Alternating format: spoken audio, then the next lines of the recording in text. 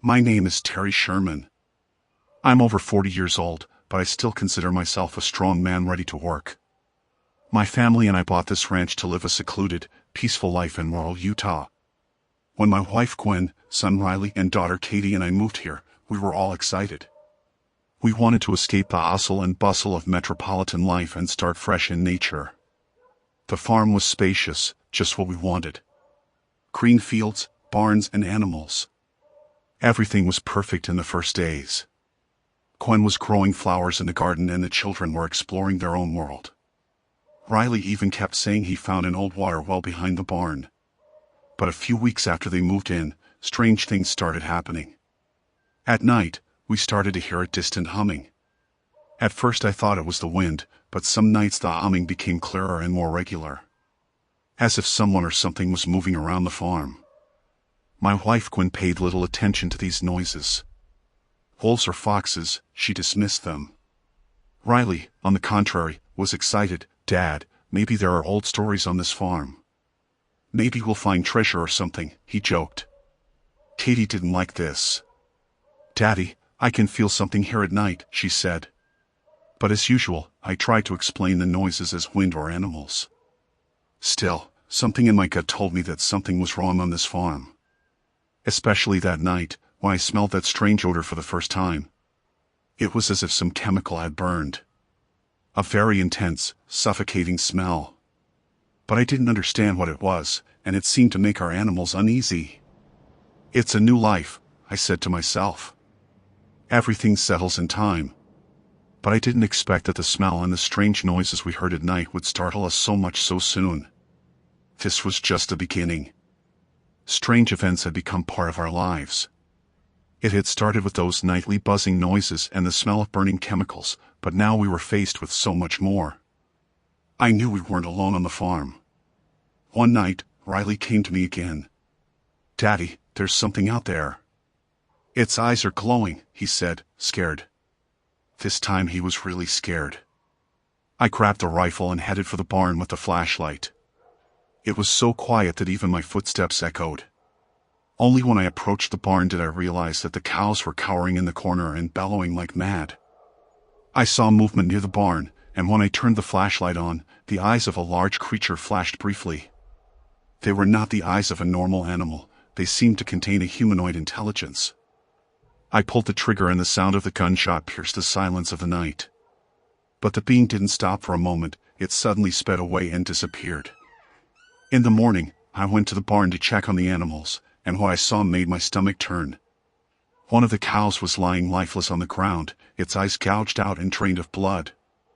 I had never seen anything like this before. It couldn't have been the work of a wild animal. And the claw marks were not those of any animal I knew. Things were starting to freak Gwen out too. "Terry, something's not right here. We're putting our children in danger," she said.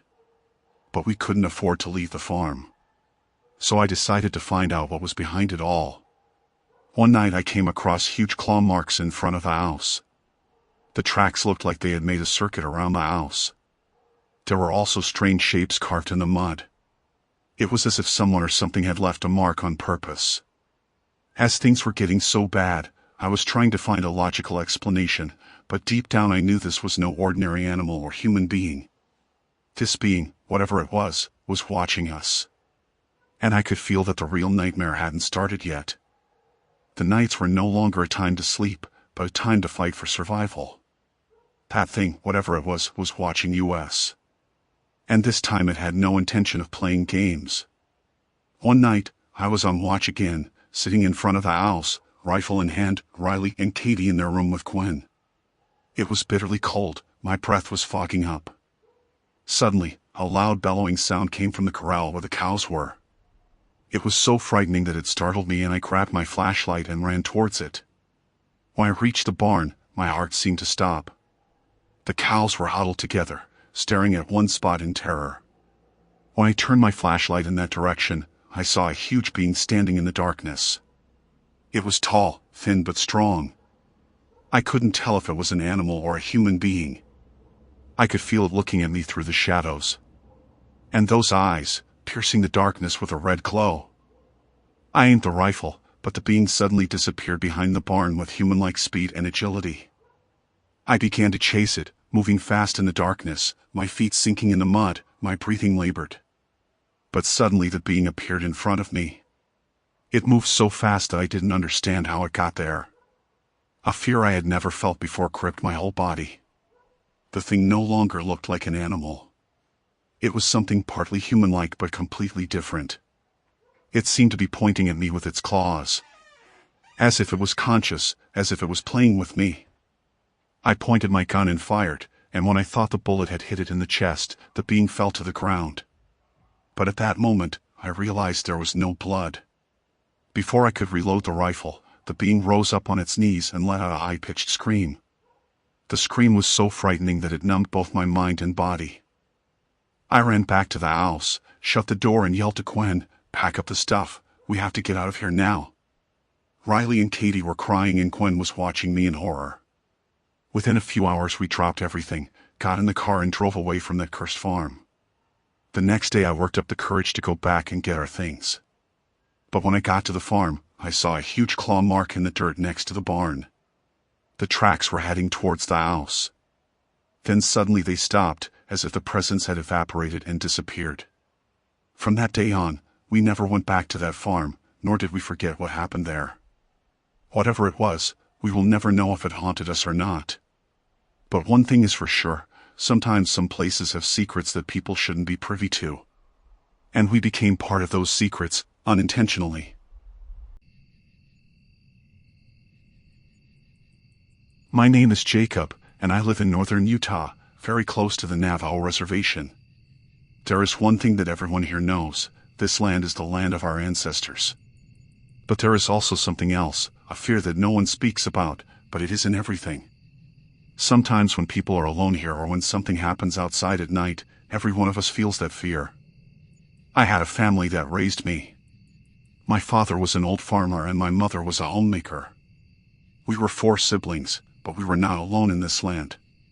The whole neighborhood was full of indigenous people like us, and almost everyone had one or more horror stories told by their elders. But there was one thing that was real: skinwalkers. It was a concept that everyone knew about, but nobody talked about it in too much depth. It was like a legend, like a fairy tale. Until one night, when it happened. That night, I was 19. Everything was normal. Our house was on a farm near a small town. Outside, the winter wind was blowing hard and the snow was blocking the roads.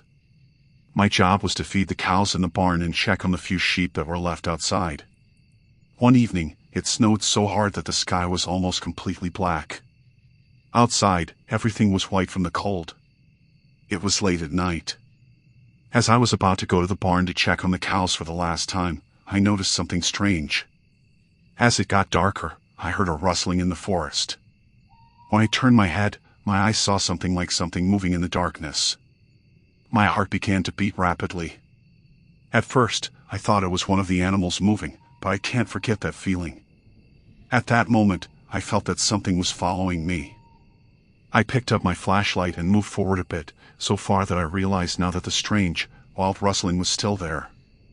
At that moment, I saw eyes reflected in the light of my flashlight, not the eyes of a normal animal.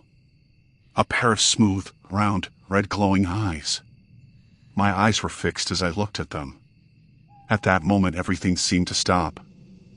I tried to pull myself back, but it was coming towards me. Suddenly, it moved at a terrible speed, but without making a sound. Suddenly I heard a buzzing and I turned around, and before I knew what was happening, I fell to the ground. When I was on the ground, I heard a sound, like gasps, some kind of wheezing.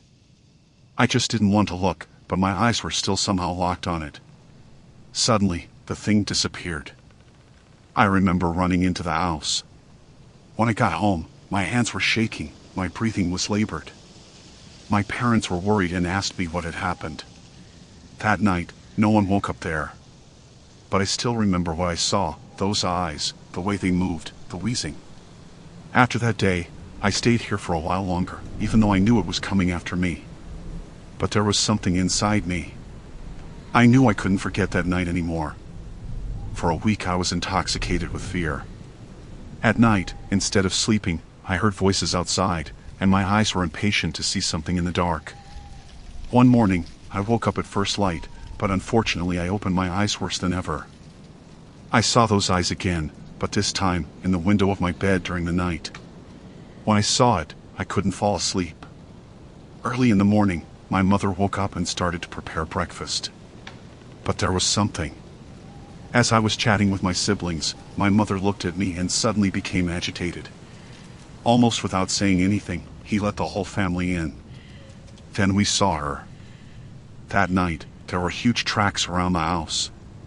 A shape-shifting entity had come as far as the cow's field and moved across the lawn.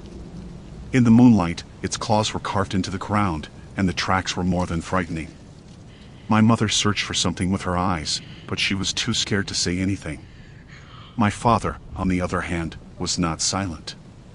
"We have to leave from now on. This land is not ours to live in," he said. I didn't know what to do at that moment. My eyes didn't want to see anything, but they didn't want to accept this. When that day came, we left our home. Fear was all around us. Not only me, but everyone in my family had fear in their eyes. We traveled at night, but there was something.